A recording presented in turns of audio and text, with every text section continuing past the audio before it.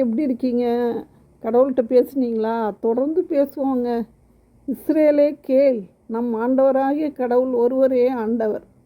உன் முழு இதயத்தோடும் முழு உள்ளத்தோடும் உன் முழு மனதோடும் முழு ஆற்றலோடும் உன் ஆண்டவராகிய கடவுளிடம் அன்பு கூர்வாயாக என்பது முதன்மையான கட்டளை.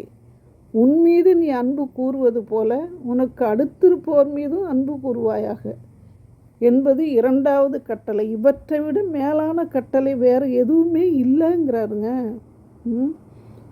கடவுள் உண்மையிலுமே முழு இதயத்தோடு நம்ம அவரை அன்பு செஞ்சோம்னா அவர் விருப்பப்படி வாழணும், அவர் விருப்பத்தை நிறைவேற்றணும்.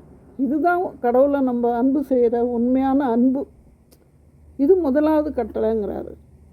அவர் சாயலாக படைத்த நம்மளை முதல்ல அன்பு செய்யணும். இது ரெண்டாவது கட்டளை. உன்னை நீ அன்பு செய்வது போல் உனக்கு அடுத்து இருப்பவரையும் அன்பு செய்யும்.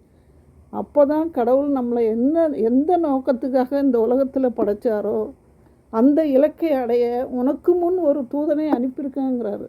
அந்த தூதனாகிய பரிசுத்த ஆவியை நம்ம பற்றி கொண்டு நாம் எந்த காரியங்கள் செய்தாலும் அனைத்திலும் நீ வெற்றி